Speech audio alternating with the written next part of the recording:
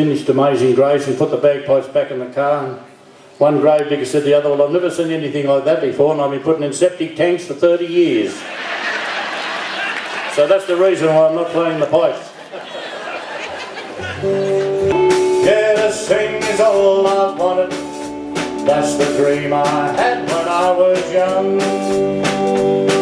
Oh, I can still remember in my old bedroom with my guitar, listening to Slim and Tex and Johnny Cash in my old man's car.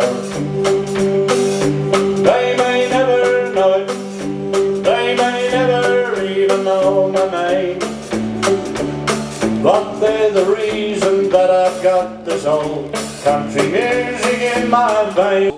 Country Music Awards at Tamworth.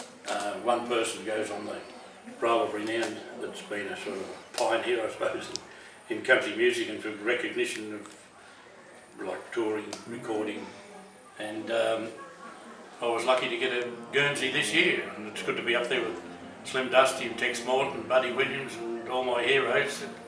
I've worked with them all over the years, and so I'm the 2012 inductee, and it's a thrill. Congratulations, it's an incredibly prestigious award, and look, I'm sure you haven't had to do any hard yards on the way to be recognised in this way. I started in 1960. 1960, okay. And coming up 53 years.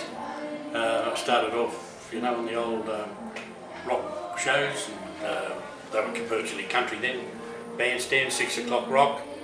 Then later on, in the television I moved, I was the first one to ever have a television show in Tamworth. Tell us about your beginnings and your early influences in music. What got you started? Well, I come from Goulburn originally, and I used to listen to Sunset Trail at 2WL Wollongong, and I always liked Slim and Kevin King and all, and I used to sing on the school bus going home, and I thought I'm going to be like one of them, and I've stuck to it. All those blokes I said are my friends now, and it's been a great time. I've recorded 25 albums, as I said, had my own television show, toured here, America, compere festivals over there and do spots at a place called Wisconsin, and then come back here. Now I'm into the promoting business, bring over Mary Duff from Ireland, Charlie Lancer from Liverpool, and Isla Grant from Scotland, and then Mick Flavin, Ireland's King of Country Music, bring him, so I haven't got time much to do anything else. Well, you're obviously full-time in the industry with all of those things, gentlemen. Since 1960. Since 1960, so right from the very beginning, you set out. Yeah. Can you take us back to your first gig? Can you remember your first gig? Yeah, it was a sand dance at Taronji in Wollongong. Okay. Sand dances, and we used to sing songs of Johnny Horton, you know, North to Alaska, and Battle of New Orleans, and Johnny Cash's stuff, The Ways of a Woman in Love, and Walked Along. They were all, and they stomped to that, and it was all country. Okay. And then moved on, and then I got into the bush ballad, and then many years later I toured around Australia for 2 years with a show run by Athol McCoy. It's called The Real McCoys, and I used to dream of clean sheets at night, because for 2 years you go through dusty roads, bull dust, no tarred roads. That was hard. You'd get to a town, you'd set up the hall, put the curtains up, sweep the hall out, set the chairs up, then sell the tickets for the show, then up on stage, then you'd be on the bass behind, then I double as a comedian called Nosebag. That's where a lot of that stuff hung on, and I thought this comedy stuff's pretty good, so I like a song. You like it, so I'm going to record that one day. There's a lot in the drawer that I still like that I haven't recorded, because you never get around to getting them, and then someone will say, here's a good song, and you say, oh yeah, that's a beauty, I'll do that too. Before you know it, you've got a full album, and the other ones are still in the drawer. Look, you've just rolled off a who's who of Australian country music. You've worked with some of the greats over the years. Any particular memories that come back with some of those guys and girls you've worked with? I travelled 12 years with a bloke by the name of Chad Morgan, and I used to listen to him on the radio, and I heard him win Australia's Amateur back in 1952.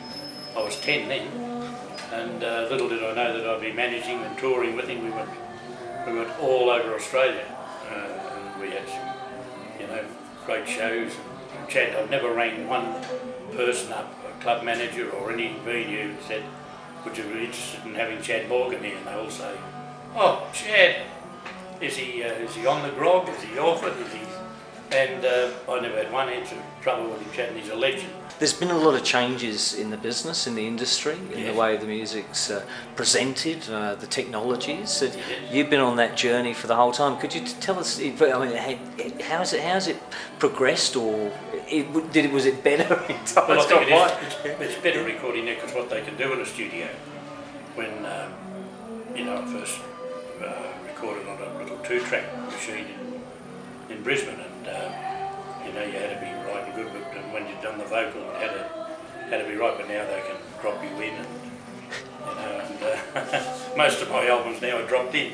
The audience has changed over the years, or is it? Yeah, probably. I don't know whether it's I'm getting older, but our audience is getting older, and yet we're getting some other ones, you know, in their 40s now that are sort of lean towards. They've been through that rock, you know, the Cold Chisel, all the rock thing, and now they're sort of crossing over to country music, thanks to, you know, blokes like Lee Kernaghan and all them that bring a bit of the traditional stuff back to the younger ones, and it's cool to be country now for the younger ones, where when I was battling, it wasn't.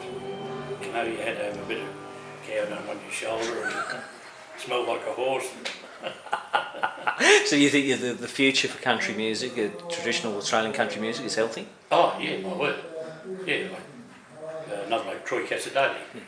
He does wonderful songs and same sort of songs that I'd sing and that, but he's got youth on his side, which is a big bonus. Yeah. So if you had to name, say, 3 songs that epitomised what you feel about country music, could you arrive at those? Well, my favourite is an American called George Jones, and the song he recorded, He Stopped Loving Her Today.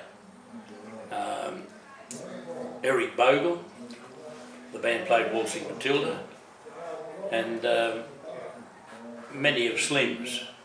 He had some good ones like Looking Forward, Looking Back, and Leave Him in the Long Yard as a standard. But those 3 songs really grabbed me. Tell us about your latest album, Terry. My albums never get released, they escape. This one escaped last week. And yeah, I recorded on the Gold Coast with Lindsay Waddington, who's here today. He does a great job, and geographically it's a good spot for me to record because I can go down when I feel a day that we can slip in. Wherever you go to Sydney, you've got to sort of do it in a short time.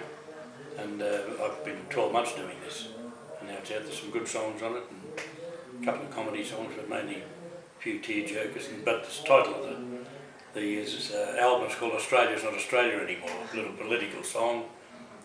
Terry, you're only just starting out in the industry, really, from 1960. But where do you see yourself in 10 years with taking your music? And well, I hope I'm still doing these festivals and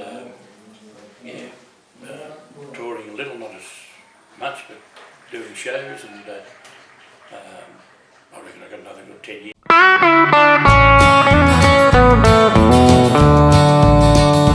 When Australia's not Australia anymore, when enterprise is strangled by miles of old red tape and tax out of existence on anything it makes, and no jobs are created by those who bend their backs while the loafers paid for loafing.